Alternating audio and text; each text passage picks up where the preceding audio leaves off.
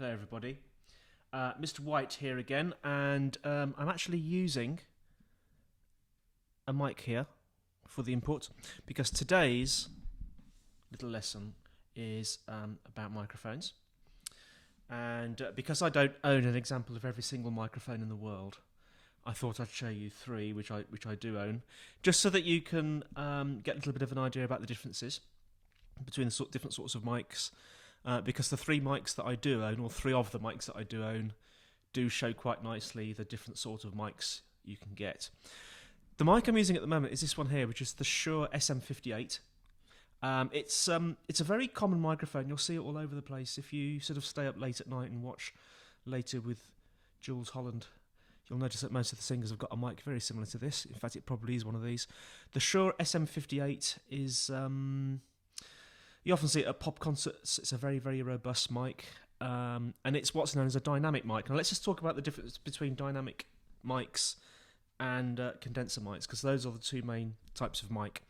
This is a dynamic mic. What that means is that inside here, and I'll actually dissect the mic live on TV while I'm using it to show you how it works in a minute. Inside here there's a diaphragm, and it can vibrate like that with the sound from my voice.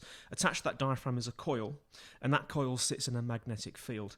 Now, of course, from elementary electrodynamics at school, when we did physics at school, if you can remember that far back, I certainly can't. Anyway, when that coil moves backwards and forwards because of the diaphragm pushing it, it causes an electric current that moves backwards and forwards, and that's the signal that we use to actually get sound from. That's basically like an electronic representation of the sound. Now, I'm actually going to dissect this mic while I'm using it. Oh, sorry about the horrible noise. I wonder if this is the first time a mic's been dissected live on TV. Come on.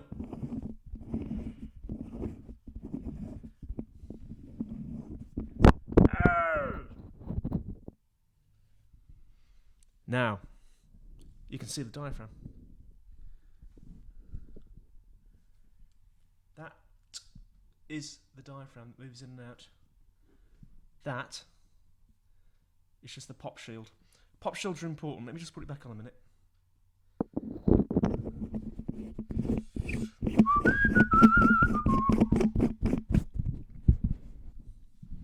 What a pop shield does is it stops those blasts of air that come out your mouth when you do a P or a B, and it stops them from hitting the diaphragm, because a blast of air is very different to a blast of sound, and you get this horrible, if I remove this pop filter, you get a horrible popping sound, a bit like this. If I go hear that horrible crackling sound, that horrible sort of popping sound? This thing here is called a pop filter, and I can go as much as I want, and this mesh just basically stops the velocity of the sound hitting the mic. Okay, characteristics of dynamic microphones. This is generally speaking. They tend to be quite insensitive, and that can be a good thing. I'll explain why in a minute. They tend to be quite robust, and they're good sort of all-round mics, basically. This is the Shure SM58. It has a very characteristic sort of smooth sound. It's quite directional, has quite good rejection. That means that if a sound is coming from the side or behind, it tends not to pick it up, which is good in an environment like this, because I tend to record in quite a noisy environment. I'm in an office in the middle of the lanes in Brighton, UK. You get a lot of seagulls. You can get a lot of noise outside, and I'm surrounded by 1, 2, 3, 4, 5, 6, 7 computers. They're not usually all on at the same time, but you know the noise that computers can make. If you use a mic like this, if you have your mouth quite close to it, it tends to reject a lot of the background noise. So it's quite a nice sort of general purpose mic. So that's the SM58.